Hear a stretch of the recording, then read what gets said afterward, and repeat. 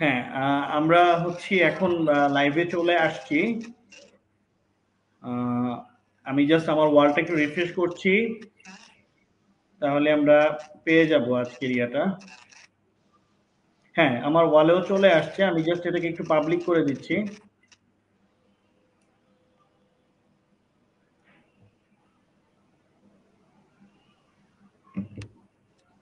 হ্যাঁ, আমি পাবলিক করে দিয়েছি, জাস্ট এখন আপনি শেয়ার করতে পারবেন। আমি একটু শেয়ার করে নিচ্ছি। আমাদের এখনো অডিয়েন্স জয়েন করেনি, করে ফেলবে। আজকের লাইভটা খুবই ইম্পর্টেন্ট একটি লাইভ, যেটি হচ্ছে আসলে লিন ম্যানুফ্যাকচারিং প্রসেস নিয়ে এবং গার্মেন্টস ইন্ডাস্ট্রির প্রোডাকশন টিমের জন্য কার্যকরী লিন ম্যানুফ্যাকচারিং স্ট্র্যাটেজি, কিভাবে প্রোডাকশন ওয়েস্ট কমিয়ে রিসোর্স অপটিমাইজ করে এবং আউটপুট বাড়ানো যায়, তা নিয়ে হচ্ছে আজকের আমাদের লাইভ। আমি একটু আমাদের এইচআর পারসেপশন থেকে আমি একটু শেয়ার করে দিচ্ছি।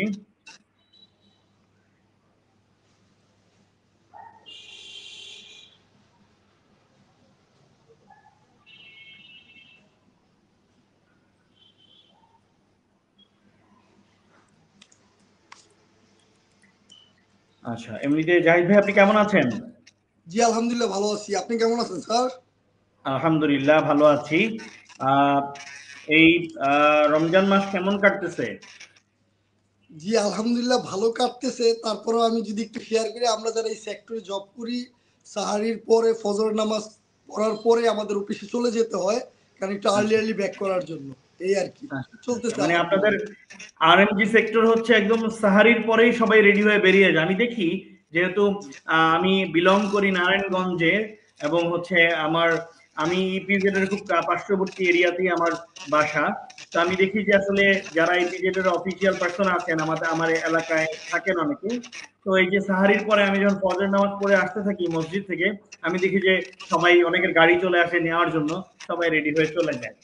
তো আসলে এই মানে আরএমজি সেক্টরের আপনারা যারা আমাদের দেশে পরিশ্রম করছেন, আসলে আপনাদের মাধ্যমে তো আমাদের দেশের অন্যতম একটা ইনকাম আসে। এটার জন্য আসলে আপনাদের প্রতি আমি অনেক কৃতজ্ঞ। আপনারা অনেক বেশি পরিশ্রম করেন। আরএমজি সেক্টরের ওয়ার্ক ফোর্স থেকে শুরু করে হাই অফিসিয়াল পর্যন্ত সবাই অনেক বেশি পরিশ্রম করে। তো আমরা কথা বাড়াবো না, আজকের লাইভটা খুবই ইম্পর্টেন্ট টপিক নিয়ে। লিন ম্যানুফ্যাকচারিং, আসলে এটা আমরা জানি যে আমাদের রেডিমেড গার্মেন্টসে লিন ম্যানুফ্যাকচারিংটা অনেক বেশি মানে কি বলে এটাকে ভ্যালু অ্যাড করেছে প্রোডাকশনে, অপারেশনসে, যেটা আপনারা বলেন অপারেশনস, যেটা একসময় আমরা শুধু প্রোডাকশন বলতাম, এখন আপনারা এটাকে অপারেশনস বলেন, অপারেশনস ম্যানেজমেন্ট। তো আমি প্রথমে একটু মানে আপনার কাছে চলে যাচ্ছি জাহিদ ভাই, আপনি আপনার নিজের সম্পর্কে যদি একটু শর্টলি 1 মিনিটে বলতেন, আপনার পরিচয়টা, আপনি কে বা কি করছেন, আপনার পেশাটা। জি আমি মোহাম্মদ জাহিদুল ইসলাম। আমি আরএনজি সেক্টর একজন প্রোডাকশন প্রফেশনাল। তো এই মুহূর্তে আমি জব করতেছি এসএফ ডেনিম গ্রুপের এসএফ জিন্সের এজিএম প্রোডাকশন অথবা অপারেশন যেটাই বলি, বা ফুল ফ্যাক্টরি অপারেশনটা আমি নিজে লিড দিচ্ছি। তো আমার একটু ব্যাকগ্রাউন্ডে যদি আমি বলি, আমার এই ক্যারিয়ারের সবচেয়ে গ্রোথ পার্টটা হচ্ছে ডিভার্স শান্তা ইন্ডাস্ট্রিজ লিমিটেড, যেটা একটা multi national company in Bangladesh. এবং এই লিন ম্যানুফ্যাকচারিং এর যে পার্টটা আসলে এটা প্র্যাকটিশনাল যে সাইডটা, এটা আমার আসলে লার্ন করেছি বা প্র্যাকটিস করেছি, এটা আমি ডিভার্স থেকেই প্র্যাকটিস করেছি। তো এই হচ্ছে আমার একটা ক্ষুদ্র পরিচয়। আর আমি আরেকটু যদি বলি, আমার এই প্রফেশনাল ক্যারিয়ারটা অলমোস্ট 18 ইয়ার্স। আর আপনার সাথে আমি যদি একটু অ্যাড করি স্যার, আপনি যেহেতু চিটাং রোডের, আমার জন্মস্থান হচ্ছে কাশপুর। আমি সিন হাই স্কুলের স্টুডেন্ট এবং ওপেক্স থেকে আমার ক্যারিয়ার শুরু। জি ধন্যবাদ। আচ্ছা আচ্ছা আচ্ছা, ধন্যবাদ। তো এই যে 18 ইয়ার্স এর ক্যারিয়ার আপনার আরএমজি সেক্টরে, এবং আপনি এখন এসএফ জিন্সে আপনি হচ্ছে এজিএম প্রোডাকশন বা অপারেশনস হিসেবে আছেন, এবং আপনি নিজেই বললেন যে ডিওহার্সে মানে শান্তা, এখানে আপনার ক্যারিয়ার আসলে অন্যতম একটা ভাইটাল পজিশন বা মোমেন্ট ছিল, যেটা আপনাকে অনেক বেশি ডেভেলপ করেছে। আচ্ছা, এই যে আপনার অভিজ্ঞতাটা বা আপনি যে ডেভেলপ হয়েছেন, এগুলো নিয়ে আসলে আজকে আলোচনা করবো। এবং আরএমজি সেক্টরে বা গার্মেন্টসে এই যে প্রোডাকশনের ওয়েস্ট কমানো বা লিন ম্যানুফ্যাকচারিং যেটাকে বলে, আমরা এটা নিয়ে আসলে আজকে আলোচনা করবো। কারণ আমি যতদূর জানি যে আপনি সিক্স সিগমা গ্রিন বেল্ট। তো আপনার সাথে আমি এগুলো নিয়ে একটু কথা বলবো। তো আমার প্রথম যে কোশ্চেনটা সেটা হচ্ছে যে লিন ম্যানুফ্যাকচারিং জিনিসটা আসলে কি, এটা একটু আমাকে শর্টলি বলেন। আমি প্রথমে এটা শর্টলি বলবো, কিন্তু এটা একটু ব্যাখ্যাটা যদি না দিই অনেক অডিয়েন্স বুঝতে পারবে না। আচ্ছা লিন এবং সিক্স সিগমা এটা দুইটা পার্ট। তো আচ্ছা লিন মানে যদি আমি সহজে বলি, লিন মিনিংস হচ্ছে রিডিউস ওয়েস্টেজ, আর সিক্স সিগমা মানে হচ্ছে রিডিউস ভেরিয়েশন। তো আচ্ছা আমরা এই দুইটা সিঙ্ক্রোনাইজ করে হচ্ছে লিন সিক্স সিগমা। তো এখন আচ্ছা লিন মানে আমি একটা methodology, one kind of methodology, যার মাধ্যমে আমি ওয়েস্ট রিডাকশন করে কাস্টমার ডিমান্ড অনুযায়ী প্রোডাকশন এবং ইফিসিয়েন্সি বা প্রোডাক্টিভিটি ইমপ্রুভ করাই হচ্ছে লিনের প্রথম অবজেক্টিভস। তো সেক্ষেত্রে আমি আরেকটু ছোট করে বলি, এখানে প্রসেস ডেভেলপমেন্ট এবং কাস্টমার ডিমান্ড আর হচ্ছে আপনার টোটাল এমপ্লয়ি ইনভলভমেন্ট, এই তিনটা বিষয় হচ্ছে মূল। লিন জাস্ট আমি মুখস্থ করলাম, পড়াশোনা করলাম আর হয়ে গেল, বিষয়টা এরকম না। আমাদের শুরু করতে হবে প্রসেস ডেভেলপমেন্ট থেকে, এবং based on customer demand, then entire যেই আমাদের এমপ্লয়ি আছে তাদেরকে এটার সাথে ইনভলভ করে বেস্ট আউটপুটটা নিয়ে আসাই হচ্ছে লিন ম্যানেজমেন্টের অবজেক্টিভ বা উদ্দেশ্য। আচ্ছা আচ্ছা ওকে। সো মানে আমাদের এই যে আরএমজি সেক্টরে, আমাদের গার্মেন্টস ফ্যাক্টরি গুলোতে এই লিন ম্যানেজমেন্টটা বা লিন ম্যানুফ্যাকচারিংটা যখন থেকে আসছে, বা সিক্স সিগমাটা যখন থেকে আসছে, এর ফলে আমরা কি করতে পেরেছি, আমাদের প্রোডাকশনের যে ওয়েস্টেজ ছিল এটা কমাতে পেরেছি, এবং আমাদের মানে ভ্যারিয়েশনটাকে আমরা কমাতে পেরেছি। মানে আমাদের প্রোডাক্টিভিটিটা বেড়েছে, আমাদের প্রোডাকশনটা মানে স্মুথ হয়েছে এবং কোয়ালিটিটা বৃদ্ধি পেয়েছে। আমি রাইট। যতটুকু আপনার কথা দ্বারা বুঝতে পেরেছি। ওকে। সো এবার হচ্ছে আমি প্রথমে আসি, এবার আমরা স্টেপ বাই স্টেপ কোশ্চেনে আসি। লিন ম্যানুফ্যাকচারিং কিভাবে গার্মেন্টস ইন্ডাস্ট্রির প্রোডাকশন ইফিসিয়েন্সি বাড়াতে সাহায্য করে? যদিও অলরেডি এটা কথাটায় চলে আসছে, তবু আপনি একটু একটু বুঝিয়ে বলেন। আমি যদি আরেকটু মানে এলাবোরেটলি বলতে চাই মানুষকে বোঝানোর জন্য এবং তাদেরকে একটু উৎসাহী হওয়ার জন্য, লিন যে একটা মেথোডোলজি, এর অনেকগুলো টুলস আছে। তো এই টুলসগুলো ইউজের মাধ্যমে আমরা ইফিসিয়েন্সি প্রোডাক্টিভিটি ইমপ্রুভ করতে পারি। এর এক একটা টুলস বা আমি এক একটা উইংসের এক একটা কাজ। যেমন আমি যদি ওয়েস্টেজের কথা বলি লিন ম্যানুফ্যাকচারিং বা টিপিএস, যেটা টয়োটা প্রোডাকশন সিস্টেম থেকে লিনটা চলে আসছে। তো এখানে 10টা ওয়েস্টেজ চিন্তা করা হয়েছে, জাপানি ভাষাতে যেটা বলা হয় মুদা মুরা মুরি। তো এখানে এই মুদাকে যদি আবার আমরা মানে ডেফিনেশন নিয়ে আসি, এখানে 8টা ওয়েস্টেজ আছে, যেটাকে আমরা আরো শর্ট ফর্মে বলি টিমুডস। এই যে 8টা, তারপর হচ্ছে মুরা, এরপরে মুরি। মুরা মানে হচ্ছে আনইভেন বা ইনব্যালেন্স, আমরা অনেক কিছু করি ইনব্যালেন্স থাকে। আরেকটা হচ্ছে ওভার বার্ডেন, যে আমরা অনেক এমপ্লয়িকে এমন বার্ডেন দেই যে তার ফোকাসের জায়গা থেকে সে সরে যায়। তো এই যে ওভার বার্ডেন, এটা কিন্তু ওয়ান কাইন্ড অফ ওয়েস্টেজ। তো টোটাল 10টা ওয়েস্টেজ। আচ্ছা, আমি যদি কোনো কাজের ওয়েস্টেজ কমাইতে পারি, লেটস সে আমার এখন চিটং যাওয়া দরকার। চিটং কিন্তু আমি ইচ্ছা করলে 12 ঘন্টায় যেতে পারবো, 6 ঘন্টায় যেতে পারবো, 1 ঘন্টায় যেতে পারবো, 2 ঘন্টায় যেতে পারবো। এখন আমি যদি 1 ঘন্টায় যাই, তাহলে আমার যেই পরিমাণ টাইম সেভ হবে, ওই পরিমাণ টাইমে আমি ওই কাজটা শেষ করে আরো অনেক প্রোডাক্টিভ কাজ করতে পারবো। এই যে একটা ওয়েস্টেজ, সেটা টাইম বলি, প্রোডাক্ট বলি, রিসোর্স বলি। এখন রিসোর্স বলতে আবার অনেকে বুঝবে, সেটা হচ্ছে আমি কোনো একটা জিনিস যদি প্রডিউস করতে যাই, আমি এখানে যা কিছু ইনপুট দিব সেটাই হচ্ছে আমার রিসোর্স। তো এই রিসোর্স ম্যানেজমেন্টের যে কোনো ওয়েস্টেজ কমানোই হচ্ছে লিনের প্রথম অবজেক্টিভ। আচ্ছা, আমি যদি ওয়েস্টেজ কমাইতে পারি, তাহলে আমার অবশ্যই প্রোডাক্টিভিটি এবং ইফিসিয়েন্সি বাড়বে। এর ভিতরে আমাদের যে ওয়েস্টেজগুলো আছে, আমি যদি বলি, দেখেন এক্সেস ট্রান্সপোর্টেশন, এটা একটা ওয়েস্টেজ। তারপরে যদি বলি এক্সেস ইনভেন্টরি, এটা ওয়েস্টেজ। এক্সেস মোশন, তারপরে ওয়েটিং, ওভার প্রোডাকশন, তার ওভার প্রসেসিং, এবং রাইট প্লেসে রাইট স্কিল না ইউজ করাও ওয়ান কাইন্ড অফ ওয়েস্টেজ। তো এই যে লিনের ওয়েস্টেজগুলো, আমি প্রথমেই বলেছি লিনের অবজেক্টিভ হচ্ছে রিডিউস ওয়েস্টেজ। তো যখন আমরা যে কোনো কাজের ওয়েস্টেজগুলো এলিমিনেট করতে পারবো, আমাদের প্রোডাক্টিভিটি এবং এফিসিয়েন্সি অটোমেটিক বেড়ে যাবে। তো আমি সেক্ষেত্রে বলবো লিনের সবচেয়ে মানে ইম্পর্টেন্ট টুল হচ্ছে রিডিউস ওয়েস্টেজ, এই 10টা, যেটা আমি অলরেডি বলে ফেলছি। আচ্ছা, অর্থাৎ এই ওয়েস্টেজ রিডিউস করার মাধ্যমেই আসলে প্রোডাকশন এফিসিয়েন্সিটা বাড়াতে সাহায্য করে, এবং এটা আমাদের মানে গার্মেন্টস ইন্ডাস্ট্রির জন্য অত্যন্ত মানে উপকারী এবং খুবই প্রয়োজনীয় একটা কি বলে টুল আমরা বলবো। আমি এই পর্যায়ে জানতে চাইবো আপনার কাছে যে প্রোডাকশনের ওয়েস্ট কমানোর জন্য সবচেয়ে কার্যকরী লিন টেকনিক কোনটি? আচ্ছা, আমি এর সাথে একটু অ্যাড করে দিতে চাই স্যার। প্রথমে জি তো হচ্ছে প্লিজ। যে লিন এবং six sigma concept not only for the garments, is for the manufacturing plant, আচ্ছা ম্যানুফ্যাকচারিং আচ্ছা ইন্ডাস্ট্রি। এনি আচ্ছা, কাইন্ড অফ মানে এনি কাইন্ড অফ ইন্ডাস্ট্রি বা শিল্প প্রতিষ্ঠানে আপনি এটা টুলসগুলো ইমপ্লিমেন্ট করতে পারেন।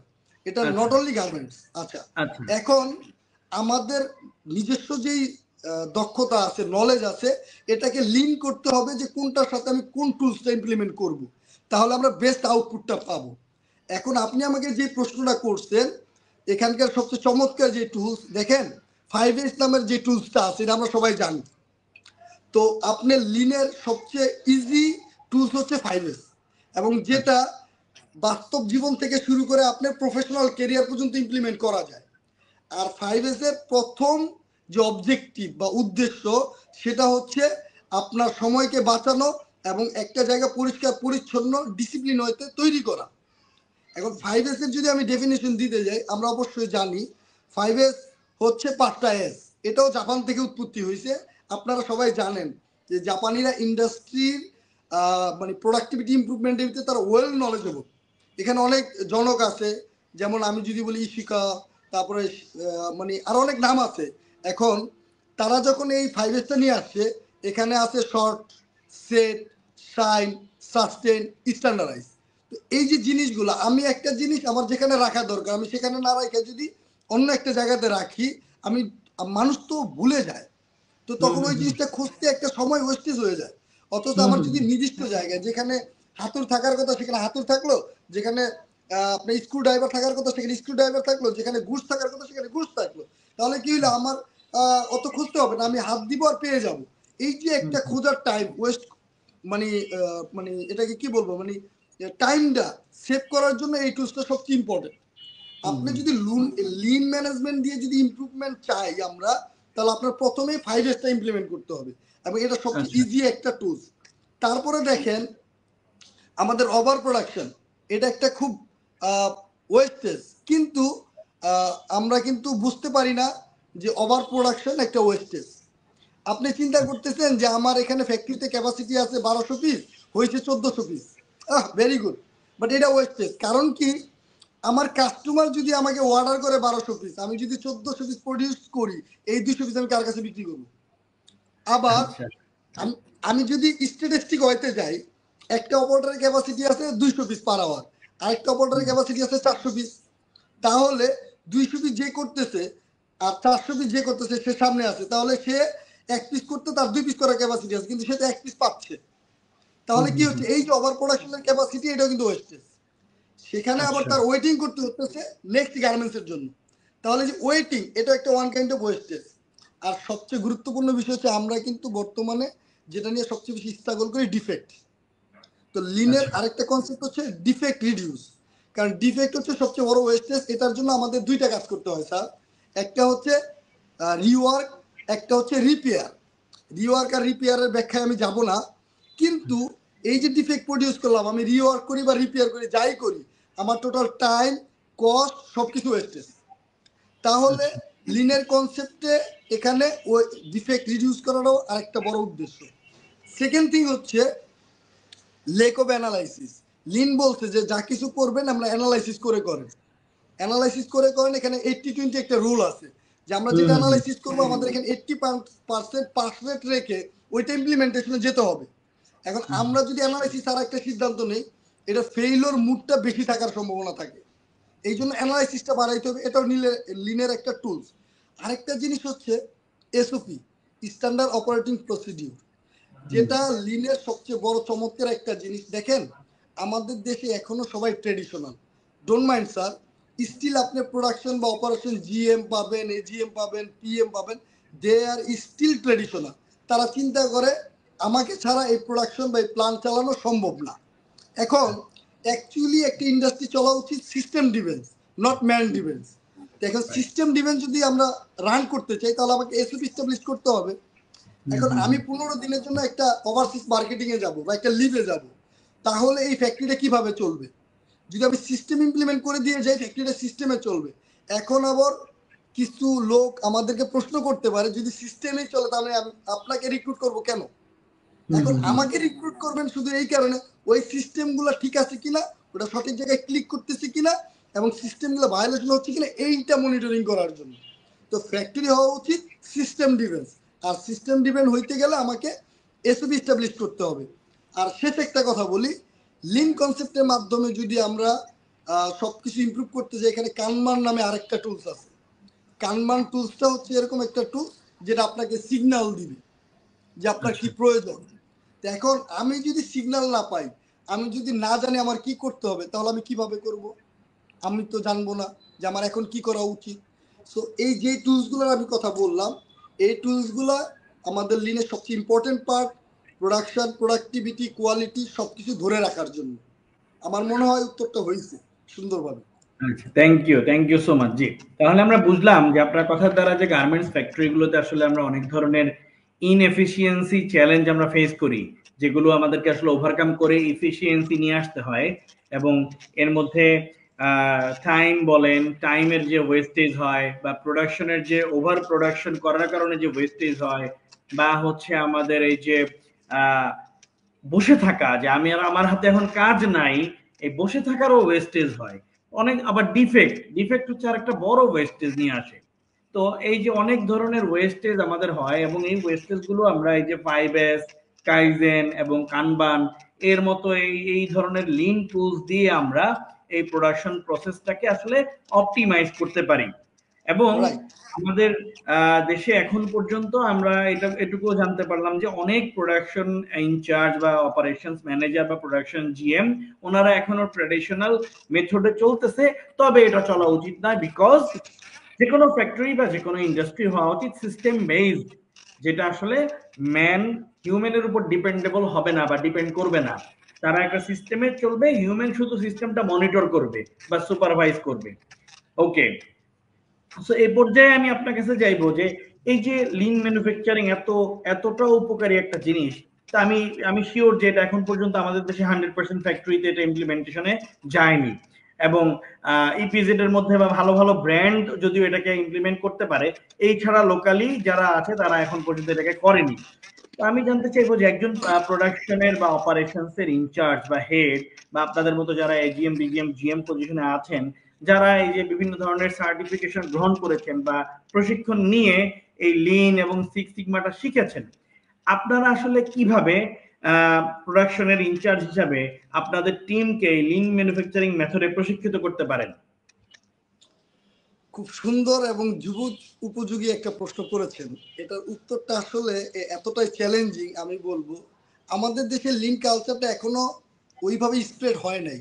এটা সবচেয়ে বড় যে সমস্যা, সেটা হচ্ছে আমি তো খুব কাছ থেকে দেখতেছি, বা আমি নিজেও এটা ইমপ্লিমেন্ট করেছি কয়েক জায়গায়, আমি শিখেছি। সেখানে স্টেক হোল্ডারের একটা পজিটিভ মাইন্ডসেট দরকার। যিনি স্টেক হোল্ডার, তার আগে বুঝতে হবে যে what is the objective of lean six sigma, এটা আমি কেন ইমপ্লিমেন্ট করব, এবং এটার আমার আরওআই বা রিটার্ন অফ ইনভেস্টমেন্টটা কি।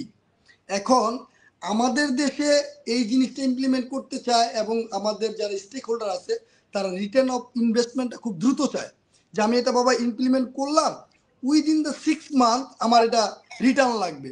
আসলে লিন কালচারটা শর্ট টার্মস কোনো প্ল্যান না, it's a long term plan, এবং এটা স্ট্যাটিস্টিক একটা মেথোডোলজি। যে আপনি চাইলেন কাউকে ট্রেনিং করাইলেন আর হয়ে গেল, তা না। এখানে training and investment and growth সবকিছু একসাথে রিলেটেড। আচ্ছা, আমি যদি সেখানে বলি, আমি যদি আমার সাবঅর্ডিনেট বা আমার যারা এন্টার রিলেভেন্ট টিম লিডার আছে তাদের কাছে যদি আমি লিনটাকে ইস্টাবলিশ করতে চাই, তাহলে প্রথমে দরকার তাদের ট্রেনিং। লিনের যে ট্রেনিংগুলো আছে, এখানে আচ্ছা, লিনের ট্রেনিং শুরু হয় yellow belt, green belt, black belt, master black belt. এখন যারা মোটামুটি ইনচার্জ থেকে ম্যানেজার লেভেল, তাদের ইয়েলো বেল যথেষ্ট, জাস্ট আচ্ছা, কনসেপ্টটা জানলেই হবে। এবং যারা ফ্যাক্টরি লিড দেয়, তাদের দরকার গ্রিন বেল, ব্ল্যাক বেল। এখন আচ্ছা, গ্রিন বেল আর ব্ল্যাক বেলের ভিতরে তেমন কোনো পার্থক্য নাই, কিন্তু পার্থক্য হচ্ছে এতটুকুই, আমি যদি নিউ প্রজেক্ট ইস্টাবলিশ করতে যাই, তাহলে আমাকে ব্ল্যাক বেল জানা থাকলে, প্রজেক্ট ম্যানেজমেন্ট সম্পর্কে যদি আরেকটু নলেজ থাকে, আমি ওই জিনিসটা ইমপ্লিমেন্ট করতে আমার সহজ হবে। এখন মাস্টার ব্ল্যাক বেল কেন দরকার? মাস্টার ব্ল্যাক বেল তারই দরকার যে আরেকজনকে ব্ল্যাক বেল সার্টিফাইড করতে পারবে। আচ্ছা, আচ্ছা, আমি তাহলে ইয়েলো বেল, গ্রিন বেল এবং ব্ল্যাক বেল, মাস্টার ব্ল্যাক বেলের আমি একটা ব্যাখ্যা দিলাম। তো আমি তাদেরকে ট্রেনিং করাবো। এখন ট্রেনিং করালে কিন্তু আমার কাজ শেষ না। আমি তাদেরকে ট্রেনিং করা একটা ইমপ্লিমেন্ট বা ইনভেস্টমেন্ট করছি। এখন তাদেরকে আমার অপরচুনিটি দিতে হবে যে তোমরা এটা ইমপ্লিমেন্টেশনে যাও। এখন আমি যা কিছু ইমপ্লিমেন্ট করব তার সবকিছুই যে রেজাল্ট পজিটিভ আসবে তা কিন্তু না স্যার। কিছু একটা ইমপ্লিমেন্টের রেজাল্ট নেগেটিভও আসতে পারে। তো আমাকে যে ধৈর্যটা ধরতে হবে, একটা লং টার্ম প্ল্যান করতে হবে, এই প্ল্যানটা করে ইমপ্লিমেন্টেশনে যেতে হবে। আমি যদি 10টা টুলস ইমপ্লিমেন্ট করি, আমার দেখা যাবে যে 8টা হিট করবে, 2টা হিট করবে না। এই 2টা আবার সেকেন্ড টাইম হিট করবে, বিকজ অফ আমি অ্যানালাইসিস করে আবার সেকেন্ড টাইম চলে যাব। এখানে একটা লিনের টুলস আছে, আমি যদি আবার বলি পিডিসি একটা সার্কেল আছে, প্ল্যান ডু চেক অ্যাক্ট। তো এই যে টুলসগুলা, এগুলা আমি ইমপ্লিমেন্ট করার আমাকে সময় দিতে হবে, স্টেক হোল্ডার একটা ধৈর্য ধরতে হবে। আরেকটা বিষয় হচ্ছে যে আমি নিজে ট্রেনিং করেছি, আমার সাবঅর্ডিনেট বা আমার টিম লিডার বা সেকশন লিডারকে আমি ট্রেনিং করাইছি স্যার, এতেও হবে না। টোটাল এমপ্লয়ি যে আছে তাদেরও একটা ইনভলভমেন্ট দরকার। এই যে লিন বলতেছি এখানে একটা শব্দ বলতেছি কাইজেন। কাইজেনের মানে কি? Continuous improvement. আরও যদি আমি সাইন্টিফিকভাবে বলি, চেঞ্জ ফর বেটারমেন্ট। এই যে চেঞ্জ ফর বেটারমেন্ট, এটা তো পজিটিভ মাইন্ডসেটের ভিতরে ঢুকাইতে হবে। এখন আপনি শুধু ইন্ডাস্ট্রিতে এটা ইমপ্লিমেন্ট করলেন, তাহলে তো মানুষ পজিটিভলি নিবে না স্যার। আপনার বাসাতেও ছোট ছোট পরিবর্তন আনতে হবে, সেটাতে দেখতে হবে যে এই পরিবর্তনে, এই ইমপ্রুভমেন্টে আমার সাংসারিক জীবন, আমার professional career day by day অনেক স্মুথ হচ্ছে, তখন সে পজিটিভ হবে তার ইন্ডাস্ট্রিতে ইমপ্লিমেন্ট করতে। তারপরে আমি যদি আরেকটু সহজভাবে বলি, এই চ্যালেঞ্জ করার জন্য আমাদের একটা যথেষ্ট পরিমাণ টাইম ফ্রেম দরকার। টাইম ফ্রেম পরে প্রজেক্ট ম্যানেজমেন্ট নিয়ে কাজ করে এটা রেজাল্ট দরকার। এই রেজাল্টের 80% না হোক, 70% হোক বা 60% হোক, যখন আপনি গ্রোথটা পজিটিভ দিক দেখবেন, তখন আপনাকে ইনভেস্ট করতে হবে। আর আরেকটা চ্যালেঞ্জ হচ্ছে যে আমাদের দেশে এটা যখন মানে ইমপ্লিমেন্ট করতে যাই, আমরা কি করি, শর্ট টার্ম এবং শর্টকাট খুঁজি, যেটা সবচেয়ে ক্ষতিকারক দিক। শর্ট টার্ম এবং শর্টকাট, যেটা সবচেয়ে harmful any type of implementation. তো আমি আবারও বলবো, আমার কলিগদেরকে যদি আমি এই লিনের পজিটিভ বানাইতে চাই, সবচেয়ে বেশি দরকার হচ্ছে ট্রেনিং এবং ইনভলভমেন্ট, তাদেরকে সময় দেওয়া এবং প্রত্যেকটা ইমপ্লিমেন্টেশনে সুযোগ দেওয়া। পাস ফেল রেট থাকবে, নো ইস্যু। আচ্ছা, আপনি অনেক গুরুত্বপূর্ণ একটা কথা বলেছেন। এখন আমি জানতে চাচ্ছি, আমি এই জায়গাটাই আপনাকে আবার ধরছি যে আপনি বললেন যে আপনার এন্টায়ার টিমকে ট্রেনিং করাতে হবে so that entire team can be developed. এবং আপনি এখানে দুটো কথা বলেছেন যে আপনার লিনের সর্বপ্রথম যেই জায়গাটা আমাদের টাচ করতে হবে বা যেই জায়গাটা মাথায় রাখতে হবে সেটা হচ্ছে লিনের প্রথমটা হচ্ছে কাইজেন। আর কাইজেন মানে হচ্ছে কন্টিনিউয়াস ইমপ্রুভমেন্ট অথবা চেঞ্জ ফর বেটারমেন্ট। এখন কথা হচ্ছে, যেহেতু কাইজেন মানে কন্টিনিউয়াস ইমপ্রুভমেন্ট এবং কাইজেন মানে চেঞ্জ ফর বেটারমেন্ট, তাহলে এই ট্রেনিংটা এই আপনাদের মনে করেন প্রোডাকশন টিমে যারা জুনিয়র লেভেলে আছে, ওনারা কি নিজের পয়সা খরচ করে করবে, নাকি ওনাররা ম্যানেজমেন্ট ওনাদেরকে কোম্পানির টাকায় ট্রেনিংটা করাবে?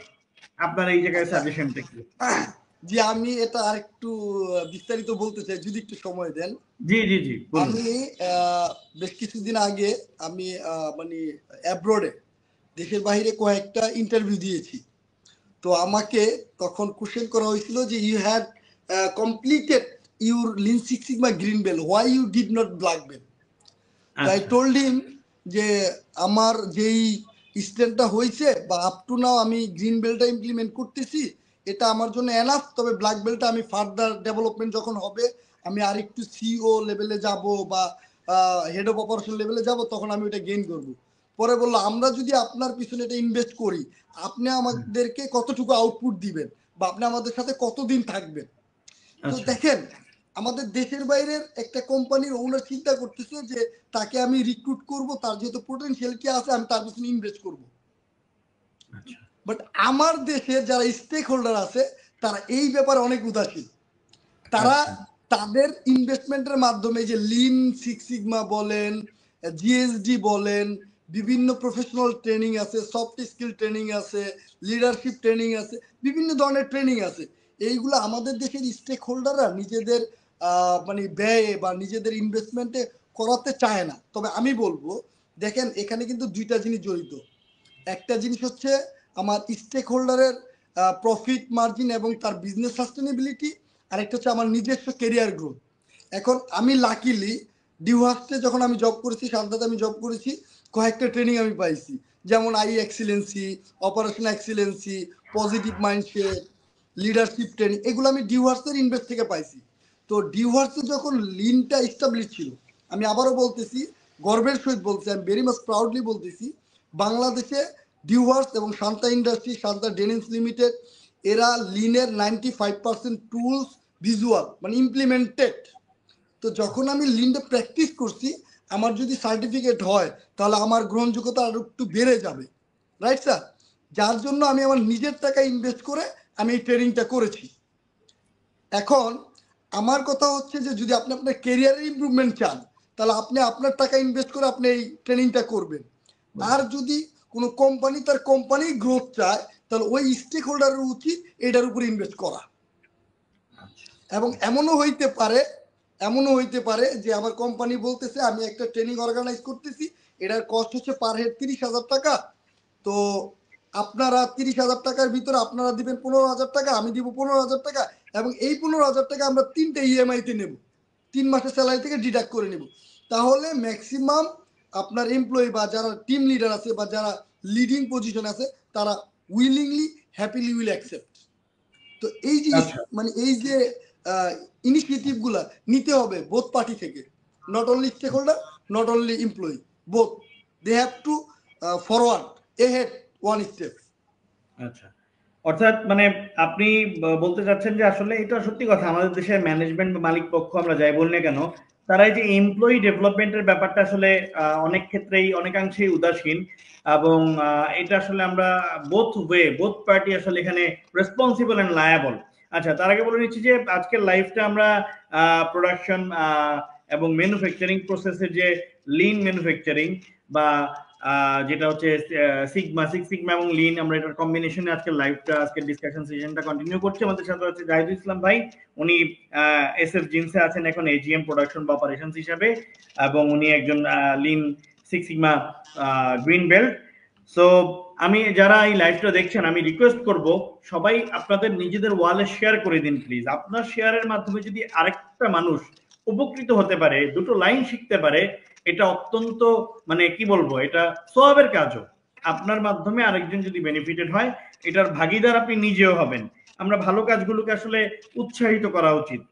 তো আমি আবার ওই জায়গাটায় চলে আসি, জাহিদ ভাই যেটা বলছিলেন যে শুধু ম্যানেজমেন্টের আশা করে থাকলে চলবে না, আমাদেরকেও স্টেপ নিতে হবে। যে কারণ আমাকে বুঝতে হবে যে এই ধরনের ট্রেনিং, এই যে যেটা হচ্ছে yellow belt, six sigma yellow belt বা lean six sigma green belt, এই যে স্টেপ বাই স্টেপ আমাকে এই যে 5S শিখবো, কাইজেন শিখবো, এই জিনিসগুলো প্রসেসগুলো শিখবো, এটার মাধ্যমে শুধু আমার কোম্পানি বেনিফিটেড হবে না, আমি নিজেও বেনিফিটেড হব।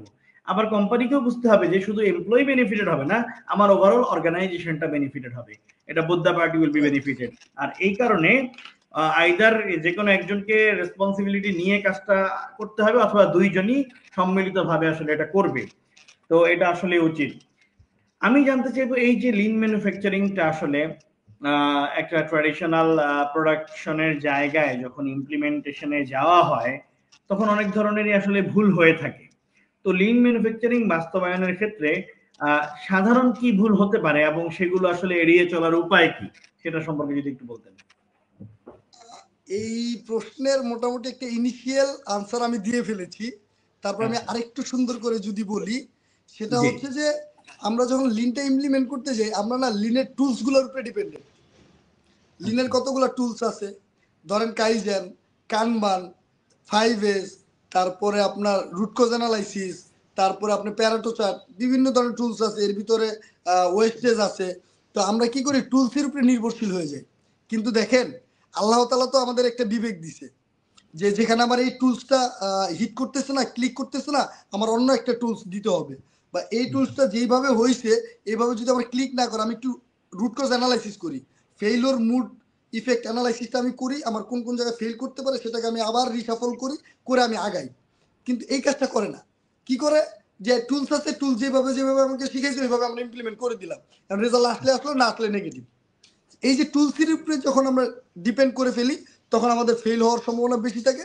যার কারণে আবার অনেক ধরনের স্টেক হোল্ডাররা অনেক চেষ্টা করার পরেও এই জায়গা থেকে আবার মুখ ফিরিয়ে নিছে। আমার কাছে কমপক্ষে 10টা এক্সাম্পল আছে। শুধু কানমানের একটা টুলস আছে, মানে কানমান তো একটা টুলস, এর ভিতরে আবার সাব টুলস আছে, সেটাকে বলা হয় যে ইনপুট সুপার মার্কেট। তো ইনপুট সুপার মার্কেট ইমপ্লিমেন্ট করতে গেছে বাংলাদেশে অনেক স্বনামধন্য বড় বড় কোম্পানি। তো তারা অনেক ইনভেস্ট করছে, কোটি কোটি টাকা ইনভেস্ট করছে, but they didn't success because of তাদের ধৈর্যের কারণে, বা যাকে দিয়ে ইমপ্লিমেন্ট করাইছে তার লেক অফ স্কিল ছিল, বা সে খুব শর্টকাট চিন্তা করছে, বা তার অ্যানালাইসিস স্কিল কম। এখন আমি 1 কোটি টাকা ইনভেস্ট করলাম, অথচ আমার এই টুলসটা ইমপ্লিমেন্ট করতে পারলাম না, ফাইনালি আমি ফেল। তাহলে স্টেক হোল্ডার তো লিনের প্রতি নেগেটিভ হয়ে গেছে। এই যে টুলসের উপরে ডিপেন্ড না হয়ে কিছু নলেজের উপরে ডিপেন্ড করতে হবে, এক্সপিরিয়েন্সের উপরে ডিপেন্ড করতে হবে। ব্রেন স্ট্রমিং একটা অনেক বড় ব্যাপার, যে ঠিক আছে আমি এই জিনিসটা করবো, আমরা একটা টিম গ্যাদারিং করি, ব্রেন স্ট্রমিং করি, কার কার কাছে কি কি আইডিয়া আসতেছে, এই বেস্ট আইডিয়াগুলো আমরা ইমপ্লিমেন্ট করি, এটা করে না। নাম্বার 2 হচ্ছে এমপ্লয়ি ইনভলভমেন্ট চায় না।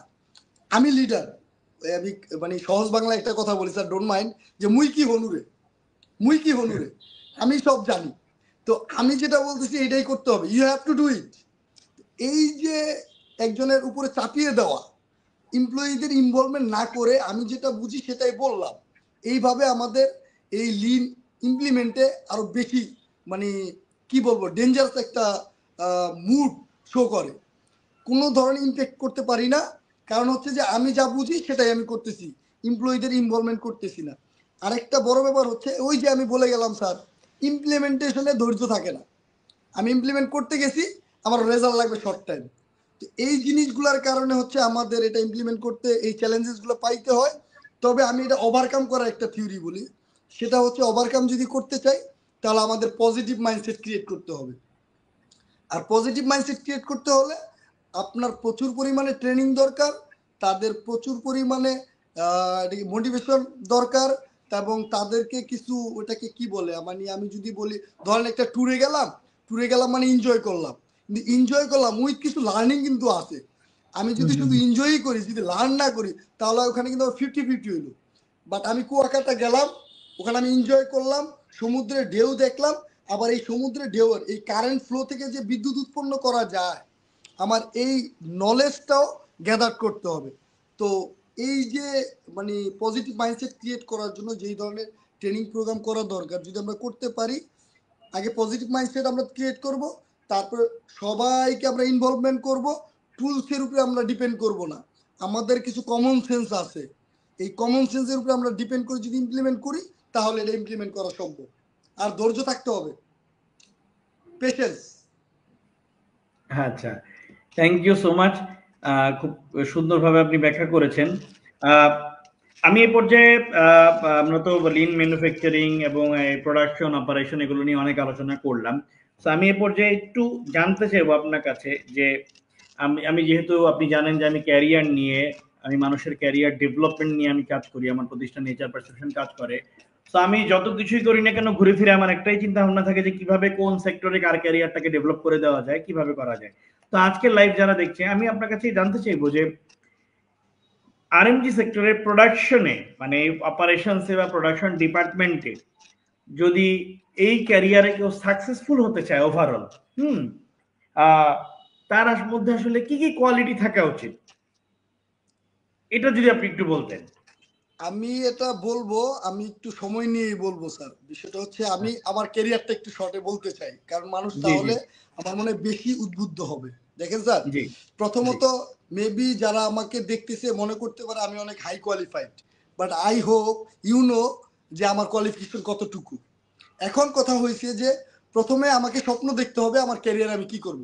ফার্স্ট আচ্ছা আমার গোলটা ফিক্স করতে হবে। আমি আমার ক্যারিয়ারে বলি, আমি প্রথম গার্মেন্টস ইন্ডাস্ট্রিতে এখন থেকে 18 বছর আগে ওপেক্সে অ্যাজ এ লাইন আয়রনম্যান হিসেবে আমি জয়েন করছি, যেটা ওই ইন্ডাস্ট্রির সবচেয়ে ছোট পোস্ট। আচ্ছা এবং তৎকালীন সময়ে আমি 1750 টাকা স্যালারি পাইতাম, একটা আয়রনম্যানের গ্যাজেট ছিল 1700 টাকা। তো দেখেন, আমি আমার ফার্স্ট ইন্টারভিউতে আমার পোটেনশিয়ালিটি শো করেছি, তারা আমাকে বাধ্য হয়েছে 50 টাকা স্যালারি বেশি দিতে, আর তখনকার সময় 50 টাকা অনেক বেশি ছিল। তো আমি যখন স্টার্ট করছি, আমি দেখছি যে আমার এজিএম প্রোডাকশন, হি couldn't right his name also. তো সে যদি তার নাম লিখতে না পারে, সে যদি একটা ফ্লোরের এজিএম হইতে পারে, তো আমি তো লিখতে পারি ভাই, তাহলে আমি কেন জিএম অপারেশন হইতে পারবো না? তো ফ্রম দ্যাট ডে বা ফ্রম দ্য বিগিনিং আমার গোল হচ্ছে I will be the GM operation. তো এখন আমি স্বপ্ন দেখলাম আর কাজ করলাম আর হয়ে গেলাম, বিষয়টা কিন্তু এরকম না। আমি এখানে আরো কয়েকটা জিনিস বলি। আমাকে চেঞ্জ হইতে হবে, প্রত্যেকটা বছর যেমন নতুনত্ব আসে আমার ভিতরে নতুনত্ব নিয়ে আসতে হবে। এটাকে যদি আমরা সাইন্টিফিক ভাবে বলি তার মানে বলবো আমরা স্কিল ডেভেলপমেন্ট, যেটার উপরে আমি সবচেয়ে বেশি গুরুত্ব দিই। স্কিল ডেভেলপমেন্ট করার অনেক ওয়ে আছে, লট অফ ওয়ে আছে। এখনকার আপনি দেখবেন যে যারা কেরিয়ার বিল্ড আপ করতে আসে sir, to be honest, they are copy paste, they are copy paste. আচ্ছা, চ্যাট জিপিটি আসছে, they are copy paste from the chat GPT. তো চ্যাট জিপিটি তো আপনাকে জাস্ট একটা হিন্স দিবে, সে আপনাকে এলাবোরেটলি কিছু শিখাইতে পারবে না। ওই হিন্সটাকে আপনি একটা অ্যানালাইসিস করি, তারপর আমি এটা এলাবোরেটলি লার্ন করি, এটা করবে না। সেকেন্ড থিং হচ্ছে ধৈর্য কম এবং ফ্রাস্ট্রেশন হয়ে যায়। 1 বছর চাকরি করার পরে প্রমোশন না পেলে, ভালো একটা ইনক্রিমেন্ট না হলে তার ধৈর্য হারা হয়ে যায়। কিন্তু সে বুঝতেছে না যে তার স্কিলটা হয়তো ওই লেভেলে হয় নাই, বিধায় ম্যানেজমেন্ট তাকে নেক্সট লেভেলে দিচ্ছে না। তার মানে তার স্কিলটা ডেভেলপ করা দরকার। আমি আরেকটা মজার ব্যাপার বলি স্যার, আমি আলহামদুলিল্লাহ ইংরেজি মোটামুটি জানি, মানে নিজের সিভিটা নিজে রাইট করতে পারতাম। তো আমি ম্যানেজার পর্যন্ত আমার সিভিটা দিয়ে কিন্তু আমি জব করেছি, এবং আমি মোটামুটি আলহামদুলিল্লাহ অ্যাপ্লাই করলে ইন্টারভিউ কল পাইতাম। আমি ইন্টারভিউ দিলে 5টা ইন্টারভিউ দিলে আমার 3টা জবই হবে ইনশাল্লাহ। আর 2টা জব হয় না, সেটার কারণ হচ্ছে একটা বডি ফিটনেস আর একটা হচ্ছে আমার qualification. But others everything is okay.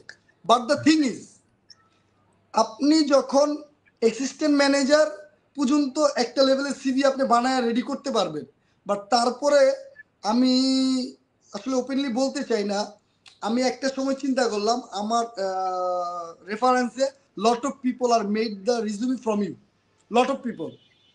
If I can say the name, I can say the name. So আমি ওই রিজুমিগুলো দেখছি, তো আমি তো কপি পেস্ট করতে পারতাম। আমার কাছে একটা জিনিস হিট করেছে, যে তার কোয়ালিফিকেশন অনুযায়ী তার সিভির শব্দগুলো যায়, আর আমার কোয়ালিফিকেশন অনুযায়ী আমার সিভির শব্দগুলো যাবে। তার পজিশন অনুযায়ী তার অ্যাচিভমেন্ট, আমার পজিশন অনুযায়ী আমার অ্যাচিভমেন্ট। তো আমার কাছে মনে হয়েছে যখন আমি ম্যানেজার থেকে একটু টপ লেভেলে যাওয়ার চিন্তা করলাম, আমি তখন দেখেন স্যার, প্রথমত আমি আমার স্কিল ডেভেলপমেন্ট করলাম, বেশ কিছু ট্রেনিং করলাম, সার্টিফিকেশন নিলাম এবং নিজেকে প্রুভ করলাম। তারপরে আমি ফাইনালি আমার সিভিটা স্ট্যান্ডার্ড হয়তো আমি বানাইলাম। বানানোর পরে আমার প্রোফাইলগুলো আমি আপডেট করাইলাম। এখন বিষয়টা হচ্ছে যে আমি আরেকটু অনেস্টলি বলতে চাই, আমি নিউ সিভিটা দিয়ে এ পর্যন্ত অলমোস্ট 20টা অ্যাপ্লাই করেছি, যার ভিতরে 18টা আমি ইন্টারভিউ কল পেয়েছি, যার ভিতরে আমি 4টা ইন্টারভিউতে অ্যাটেন্ড করেছি, যার ভিতরে আমার 3টা জব হয়েছে। এখন এই যে আমি ধাপগুলো যে বললাম, আমাদের কিন্তু প্রত্যেকটা ধাপে আলাদা আলাদা কাজ। হ্যাঁ, আপনার যখন ক্যারিয়ার বিগিনিং গ্রুমিং করতেছে, আপনি যদি ভালো স্টুডেন্ট হন তাহলে তো আপনি আপনার কাজটা অনেকটা করে নিতে পারবেন। কিন্তু একটা লেভেল পরে কিন্তু আপনার একজন মেন্টর দরকার। মানুষ কিন্তু মেন্টরকে পছন্দ করে না, কিন্তু মেন্টর কিন্তু আপনাকে শিখাবে না, আপনি তাকে ফলো করেন, তার থেকে কিছু জিনিস লার্ন করেন। দেখেন, এই যে আমি বলি আমার আমার যে মেন্টর, আমি 2জন মানুষকে কপি করার চেষ্টা করি। তার ভিতরে একজন হচ্ছে আতিকুল ইসলাম মানিক, একজন হচ্ছে শাহিনুজ্জামান। 2জনই শান্তা থেকে গ্রো হয়েছে, বাট একজন সিইও, একজন GM operation. You can't imagine যে তারা কতটুকু স্ট্যাটিস্টিক, কতটুকু ডিপ্লোমেটিক, কতটুকু নলেজেবল। তো এই যে আমার মেন্টররা আছে, আমি যে তাকে মেন্টর মনে করি, তার সাথে আমি অনেক ফ্রিলি মিশি, তার কাছ থেকে কিন্তু আমি অনেক কিছু লার্ন করি। আর এখনকার যুগে আপনি ইউনিভার্সিটি স্টুডেন্টরা চিন্তা করে যে I came from the daffodil, I came from the BRAC university, I came from the CNG university. But sir don't mind, আপনি যদি তাদেরকে এক প্যারা লিখতে দেন, মিনিমাম 4টা সেন্টেন্সের ভুল হবে, এখানে গ্রামাটিক্যাল ভুল থাকবে 8টা। আর যদি তাকে বলতে দেন তাহলে অ্যাটম বোমা মারলেও মুগ্ধা কথা বের হবে না। সো এই জিনিসগুলো নিয়ে একটু তাদের ট্রেনিং করা উচিত, তাদের একটু প্র্যাকটিস করা উচিত। তো আমি সর্বোপরি শেষ কথা বলবো, ক্যারিয়ার গোল করতে চাইলে আপনাকে টেকনিক্যাল সাউন্ড গেদার করতে হবে ফ্রম দ্য ওয়ার্ক প্লেস, আর আউটসাইড প্রফেশনাল নলেজটা আপনাকে গেদার করতে হবে by the training and grooming. এটাই হচ্ছে আমার সর্বশেষ কথা। আমি এই ব্যাপারে, ক্যারিয়ার ডেভেলপমেন্টের ব্যাপারে আর তেমন কিছু বলতে চাই না স্যার। আচ্ছা, ওকে। তো আমি আপনার কথাটাকে যদি সামারি করে আমার অডিয়েন্সের জন্য বলি যে আরএমজি সেক্টরে বলি বা প্রোডাকশন লাইনে বলি, কেউ যদি আসলে সাকসেসফুল হতে চায় তাহলে তাকে ক্যারিয়ারের প্রথম দিকে হচ্ছে তাকে লার্নিং, মানে তার লার্নিং হচ্ছে তার একমাত্র কাজ, সে শুধু শিখবে এবং তার অনেক বেশি ধৈর্য থাকতে হবে এবং তাকে হচ্ছে লেগে থাকতে হবে তাকে কষ্ট সহ্য করতে হবে, তার হয়তো প্রমোশন নাও হতে পারে 1-2 বার, তার হয়তো 1-2 বছর ইনক্রিমেন্ট নাও হতে পারে, তাকে আরো বেশি এফোর্ট দিতে হবে। তো এরকম করে সে যখন পুরো ফিল্ডের সাথে, পুরো প্রোডাকশন প্রসেসের সাথে কন্টিনিউয়াসলি লার্নিং এর মাধ্যমে সে নিজেকে ডেভেলপ করবে, তারপর তার প্রয়োজন হবে স্কিল ডেভেলপমেন্ট। তার বিভিন্ন ধরনের ট্রেনিং দরকার হবে, সফট স্কিলের ট্রেনিং দরকার হতে পারে, তার বিভিন্ন ধরনের সার্টিফিকেশন দরকার হতে পারে। সময়ের সাথে সাথে সে ওই জিনিসগুলো গ্রহণ করবে, কারণ সে হয়তো এন্ট্রি লেভেলে জয়েন করেছিল, তারপর সে মিড লেভেলে, ম্যানেজারিয়াল লেভেলে যাবে, তারপর মিড লেভেলে একটা সার্টেন পিরিয়ড সে স্টে করার পরে সে টপ লেভেলে টার্গেট করবে। সো আমি আরেকটা কথা বলবো, যারা এই আমার জাহিদুল ইসলাম ভাইয়ের এই লাস্ট অ্যান্সার গুলো শুনেছিলেন, তারা রিলেট করতে পারবেন জিনিসটা। দেখেন, আপনি ক্যারিয়ার কোথায় শুরু করেছেন এটা ইম্পর্টেন্ট না, আর আপনি কত টাকা দিয়ে ক্যারিয়ার শুরু করেছেন এটা ইম্পর্টেন্ট না। ইম্পর্টেন্ট হচ্ছে আপনি আসলে কোথায় যেয়ে থামবেন, ইম্পর্টেন্ট হচ্ছে আপনি শেষ পর্যন্ত কত টাকা আর্ন করবেন, আর এটার জন্য আপনার নিজের পেছনে ইনভেস্ট করতে হবে। আপনারা খেয়াল করে থাকবেন যে উনি ওনার পেছনে ইনভেস্ট করেছেন কি কিভাবে। উনি ট্রেনিং গ্রহণ করেছেন, উনি স্কিল ডেভেলপ করেছেন, উনি সার্টিফিকেশন গ্রহণ করেছেন, এবং ওনার সিভি, রিজিউমি যাই বলেন না কেন, ওটাকে উনি প্রফেশনালি ডেভেলপ করে নিয়েছেন। উনি কনফিডেন্ট হয়েছেন আগে যে ইয়েস আই ক্যান ডু, দেন ওনাকে প্রেজেন্ট করার জন্য যে ডকুমেন্টটা উনি সেটাও ডেভেলপ করেছেন। তো এই যে নিজের পেছনে সময় দেওয়া, নিজেকে ডেভেলপ করা, নিজের জন্য কাজ করা, এটা খুবই গুরুত্বপূর্ণ ক্যারিয়ারের মাঝপথে চলে আসার পরে বা মাঝপথে আসার আগে থেকেই। যারা এই কাজটা করে না তারা কিন্তু পিছিয়ে পড়ে। তাই বন্ধুরা, টেকনিক্যাল স্কিলও লাগবে, সফট স্কিলও লাগবে, সময়ের সাথে নিজেকে সাজাতে হবে, নিজের সিভিটা প্রফেশনালি ডেভেলপ করতে হবে, এবং কনফিডেন্সের সাথে আপনাকে এমন আত্মবিশ্বাস থাকতে হবে যে আমি 10টা অ্যাপ্লাই করবো, 8টাতে আমার ডাক আসবে, আমার 5টার চাকরি হবেই হবে। আমার যোগ্যতাটা এরকম পর্যায়ে আমাকে নিয়ে যেতে হবে। তো অসংখ্য ধন্যবাদ জাহিদ ভাই, আপনারা সুন্দর করে সবকিছু বুঝিয়েছেন। তো আমি আপনাদের ওই কোর জায়গাটায় আমরা শেষ একটা কোশ্চেন আপনার কাছে করতে চাচ্ছি, সেটা হচ্ছে, তারপর আমি আরেকটা অফ দা টপিক কোশ্চেন করব। এটা হচ্ছে আমাদের এই শেষ কোশ্চেন হবে ম্যানুফ্যাকচারিং রিলেটেড। সেটা হচ্ছে, লিন স্ট্র্যাটেজি ফলো করলে কি শুধুমাত্র প্রোডাকশন এফিসিয়েন্সি বাড়বে, নাকি এটি কস্ট সেভিং এও ভূমিকা রাখে? আচ্ছা, আমি এই যে আমরা যে আলোচনা করলাম, এই আলোচনার সাথে যদি সবাই শুনে থাকে খুব সুন্দরভাবে, আশা করি এই উত্তরটা ওখানে পেয়ে যাবেন। দেখেন স্যার, লিনের প্রথম অবজেক্টিভ কিন্তু আমি একদম ফার্স্ট লাইনে বলেছি যে লিনের অবজেক্টিভ হচ্ছে রিডিউস ওয়েস্টেজ, আর সিক্স সিগমার অবজেক্টিভ হচ্ছে রিডিউস ভেরিয়েশন। তো যখন আপনার ওয়েস্টেজ কমে যাবে, আপনার প্রোডাক্টিভিটি বেড়ে যাচ্ছে স্যার। আর যদি আপনার ভ্যারিয়েশন কমে যায়, তাহলে আপনার কোয়ালিটি ইমপ্রুভমেন্ট হচ্ছে, তার মানে আপনার রিওয়ার্ক করা লাগতেছে না। রিওয়ার্ক কিন্তু আপনাকে কস্ট বাড়াচ্ছে। ওয়েস্টেজ যখন হচ্ছে, সেটা কিন্তু আপনার ওয়েস্ট মানে কস্ট বাড়াচ্ছে। তাহলে আমরা যদি লিন সিক্স সিগমা স্ট্যাটিস্টিক বা স্ট্র্যাটেজি যদি আমরা ইমপ্লিমেন্ট করতে পারি, এক কথায় আমি বলবো, সর্বপ্রথম যেটা হবে সেটা হচ্ছে প্রোডাক্টিভিটি ইমপ্রুভমেন্ট হবে, ইফিসিয়েন্সি ইমপ্রুভমেন্ট হবে, প্যারালালি কস্টটা কমে আসবে। আচ্ছা, এখন এই জিনিসটা করতে গেলে আমি বলবো, এখানে একটা টুলস আমি উল্লেখ করি না এতক্ষণ পর্যন্ত, আমি চাইছি সবশেষে আমি এটা বলবো, কারণ এটা হচ্ছে একটা ছোট্ট জিনিস। এটাকে আসলে সাইন্টিফিক ভাবে বলা হয় Nike tools, Nike just do it. তো এই যে জাস্ট ডু ইট টুলসটা, আপনার লিন দরকার নাই, সিক্স সিগমা দরকার, আপনি সবকিছু ভুলে যান, শুধুমাত্র কন্টিনিউয়াস ইমপ্রুভমেন্টটা মাথায় রাখেন।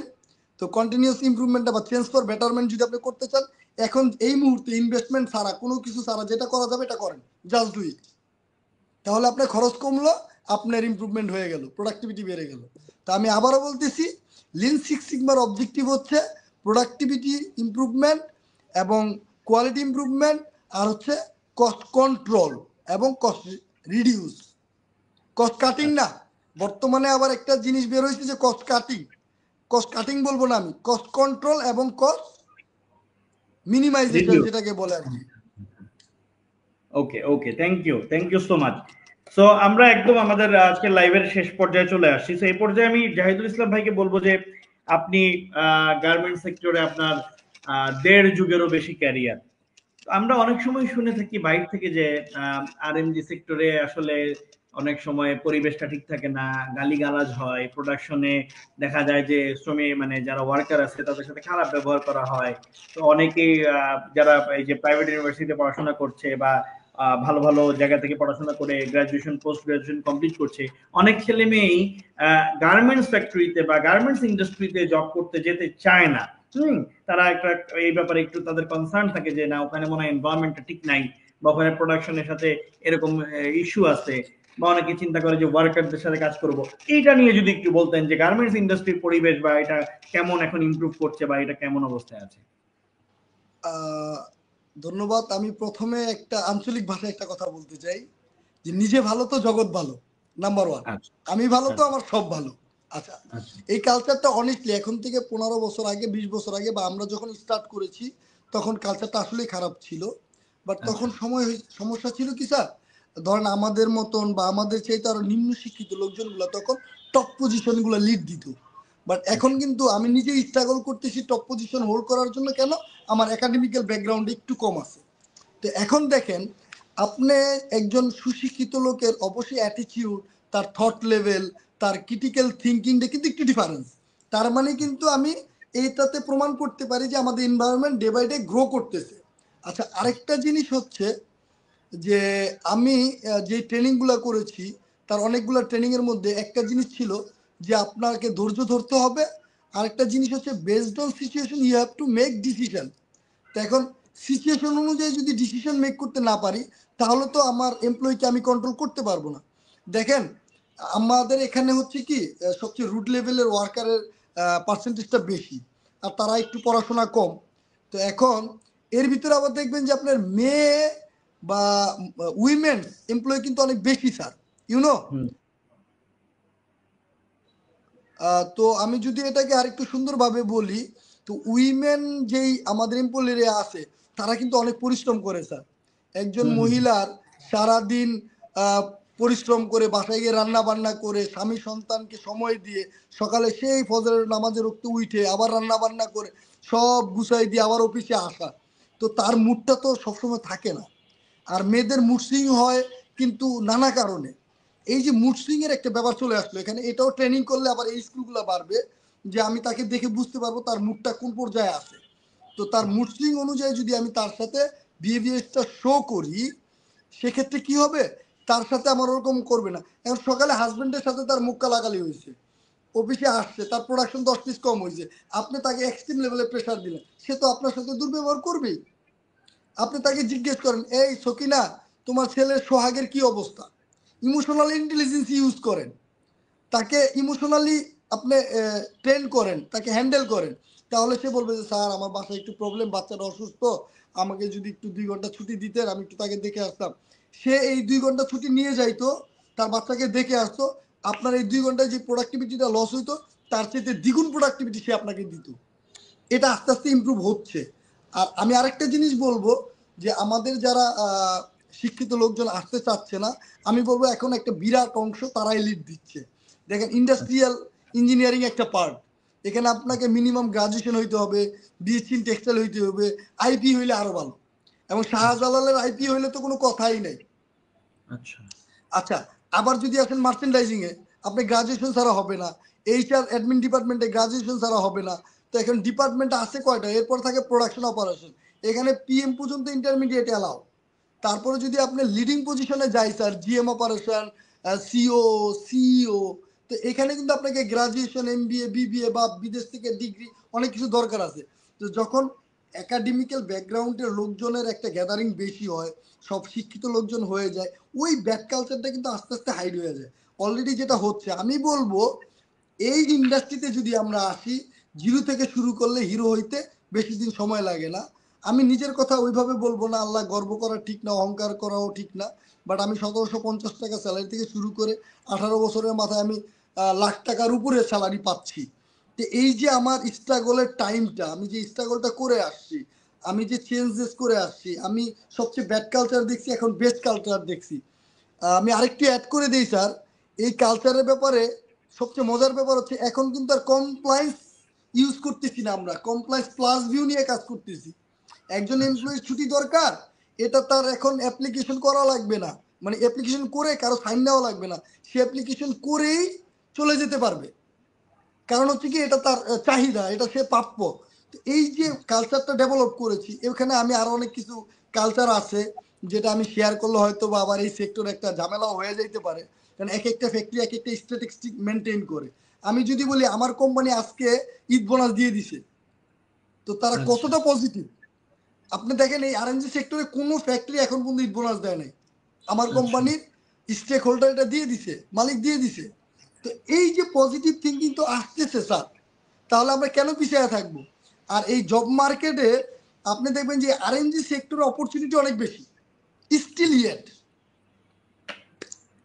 Thank you. Thank you so much. অর্থাৎ মানে যেটা 15-20 বছর আগে হয়তো ছিল না, কিন্তু এখন এটা আসলে চলে আসছে এবং অনেক বেশি ওয়েল এডুকেটেড এবং হাইলি গ্রাজুয়েট পার্সনরা আসলে আরএমজি সেক্টরে ঢুকে গেছে এবং আরএমজি সেক্টরটা আসলে লিড দিচ্ছে তারাই। কারণ merchandising right. Department, industrial engineering department বলেন, প্রোডাকশনের লিডিং পজিশন গুলা, এইচআর অ্যাডমিন কমপ্লায়েন্স বলেন, এগুলোতে আসলে সব হাইলি ট্রেন্ড, এডুকেটেড এবং স্কিলড এমপ্লয়িরা আছেন।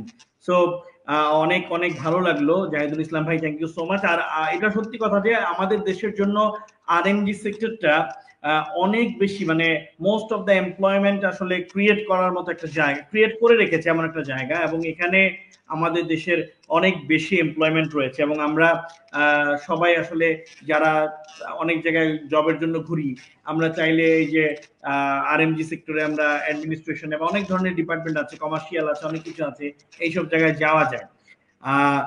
So thank you so much Zahid ভাই। আপনার এই রমজান মাসে আপনি অত্যন্ত ব্যস্ত শিডিউলের মধ্যে ছিলেন, এবং আমি আমি ওনাকে আসলে যারা শুনছেন, আমি জাহিদ ভাইকে আজকে দুপুরের দিকে বললাম যে ভাই আসেন একটু লাইভ করি প্রোডাকশনের ইস্যুস গুলা নিয়ে, অপারেশন নিয়ে। উনি সাথে সাথে রাজি হয়ে গেলেন, এই জন্য আমি আসলে আপনার প্রতি আন্তরিকভাবে কৃতজ্ঞ। সো আপনার যারা অডিয়েন্স আছে তাদের সম্পর্কে সর্বশেষ কিছু বলার আছে কিনা, বা তাদের ক্যারিয়ার নিয়ে বা কোনো কিছু সাজেশন দেওয়ার আছে কিনা, যদি একটু বলতেন। তো হ্যাঁ, আমি আসলে অল্প কিছু কথার মাধ্যমে শেষ করব। স্যার আপনি আমাকে বলছেন আমি চলে আসছি, এটা একটা মানে একটা কারণ আছে। বিষয় হচ্ছে যে দেখেন এক্সপিরিয়েন্স গ্যাদার করাটা অনেক কষ্ট, আর এই এক্সপিরিয়েন্স শেয়ার করাটা অনেক ইজি, কিন্তু সবাই শেয়ার করতে চায় না। বাট আমি খুব open, I am very much open to discuss regarding anything else with anybody's. তো আমি আমার এক্সপিরিয়েন্সটা সবার সাথে শেয়ার করতে চাই, এই কারণে আমি অনেক স্ট্রাগল করে আমার স্কিল ডেভেলপমেন্ট করেছি। আমি চাই সবাই যেন খুব ইজিতে স্কিলটা ডেভেলপ করতে পারে।